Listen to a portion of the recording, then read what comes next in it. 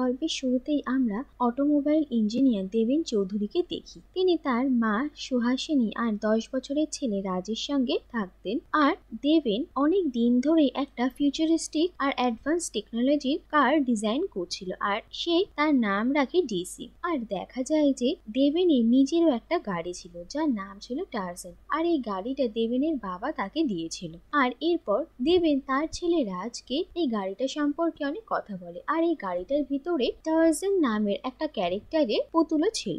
এরপর দেখা যায় যে দেবেন ফোর ফক্স নামের একটা প্রাইভেট কোম্পানির সঙ্গে তার কারের ডিজাইন নিয়ে একটা মিটিং করতে যায়। আর এই ফোর ফক্স কোম্পানির এক্সিকিউটিভ ছিল রাকেশ কাপুর, আর তার পার্টনার্সদের নাম ছিল কৈলাশ চোপড়া, অ্যান্টনি ডিকোস্টা আর মহেশ সাক্সেনা। তারা সবাই দেবেনের এই কারের ডিজাইন নিয়ে অনেক প্রশংসা করে, কিন্তু রয়্যালটি নিয়ে তাদের মধ্যে কিছু মতবিরোধ দেখা যায়। আর এরপর দেবেন সেখান থেকে চলে আসে। কিন্তু এরপরে দেখা যায় যে আসলে ফোর ফক্স কোম্পানি দেবেনের এই ডিজাইনটা চুরি করে নিজেদের নামে রেজিস্টার করিয়ে নেয়। আর এই কথাটা যখন দেবেন জানতে পারে তখন সে ভীষণই রেগে যায় আর রাকেশ কাপুরের বাড়িতে তার সঙ্গে দেখা করতে আসে, আর তার কারের ডিজাইন চুরি করার জন্য তাদের বিরুদ্ধে কমপ্লেন লেখানো হুমকি দেয়। এরপর দেখা যায় যে দেবেন পুলিশ ইন্সপেক্টর সঞ্জয় শর্মার কাছে ফোর ফক্স কোম্পানির বিরুদ্ধে কমপ্লেন লেখাতে যায়, কিন্তু দেখা যায় যে সঞ্জয় শর্মা রাকেশের হয়ে কাজ করে। আর তারপর এটা বোঝা যায় যে দেবেন তাদের জন্য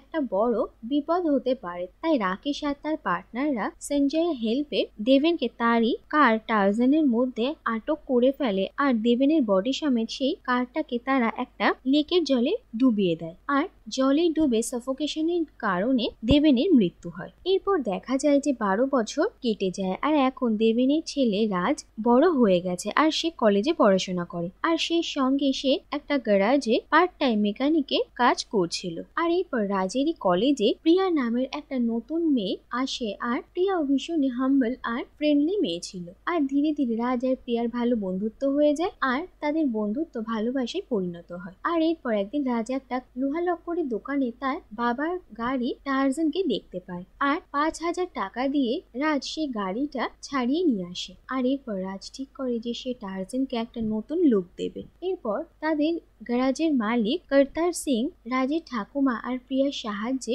রাজ দিন রাত পরিশ্রম করে তার বাবার টেকনোলজি থেকেও অ্যাডভান্স টেকনোলজির কার তৈরি করে, আর তার বাবার অনারে এই কারটার নামও সে ডিসি রাখে। আর টার্জান যখন পুরোপুরি তৈরি হয়ে যায় তারপরে দেখা যায় যে দেবেনের আত্মা এই কারটাকে পজেস করে নেয়, আর সে এবার তার হত্যাকারীদের শাস্তি দেওয়ার জন্য তৈরি হয়। আর এটা দেখা যায় যে রাকেশ কাপুর এখন বিদেশে থাকে, আর দেবেন টার্জানের হেল্পে রাকেশের বাকি পার্টনারদেরকে একে একে মারতে শুরু করে। আর কৈলাশ, অ্যান্টনি, মহেশ আর শেষে পুলিশ ইন্সপেক্টর সঞ্জয় সবাইকে সে নানা রকম পদ্ধতিতে এক এক করে মেরে ফেলে। আর এই প্রত্যেক মৃত্যুর আশেপাশে টার্জান কারের অস্তিত্ব টের পাওয়া গেছে। আর টার্জান যেহেতু রাজের কার, তাই ইনভেস্টিগেটিং অফিসার ইন্সপেক্টর খুরানার রাজের উপরই সন্দেহ হয়, আর তিনি বারবার রাজকে পুলিশ স্টেশনে গ্রেপ্তার করে নিয়ে আসেন। কিন্তু রাজের বিরুদ্ধে কোনো পোক্ত প্রমাণ না থাকায় ইন্সপেক্টর খুরানা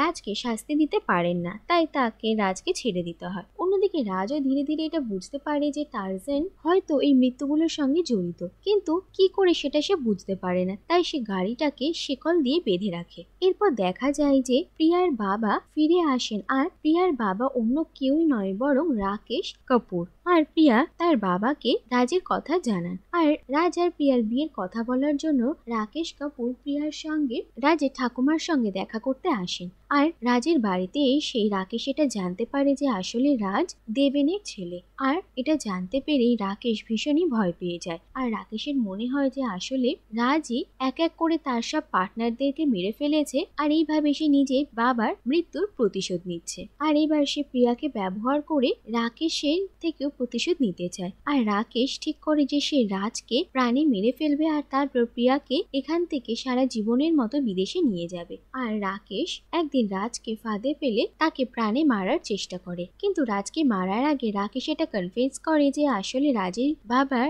দেবেনের মৃত্যুর জন্য সে আর তার পার্টনাররাই দায়ী। আর এই কথা জানতে পেরে রাজ ভীষণই অবাক হয়। এরপর যখন রাকেশ রাজকে মেরে ফেলবে সেই সময় দেবেনের আত্মা সেখানে প্রকট হয়, আর সে রাকেশের হাত থেকে রাজকে বাঁচায় আর রাকেশকে তার সব অপরাধ কনফেস করার জন্য বাধ্য করে। আর সেখানে প্রিয়া, রাজের ঠাকুমা, ইন্সপেক্টর খুরানা সবাই উপস্থিত ছিল। আর সবার সামনে রাকেশ আর তার পার্টনাররাই যে দেবেনকে হত্যা করেছে সেই অপরাধটা স্বীকার করে নেয়। আর এরপর রাকেশকে ইন্সপেক্টর খুরানা অ্যারেস্ট করে নিয়ে যায়। এরপর দেবেন তার মা আর ছেলের সঙ্গে শেষবারের মতো একবার দেখা করে আর তাদেরকে একসঙ্গে সুখী দেখে দেবেনের আত্মা মুক্তি পেয়ে যায়। আর শেষ পর্যন্ত দেখা যায় যে রাজ আর প্রিয়া এক হয়ে যায় আর তাদের নতুন জীবন শুরু করে। আর এর সঙ্গে এই কাহিনীটা এখানে শেষ হয়ে যায়।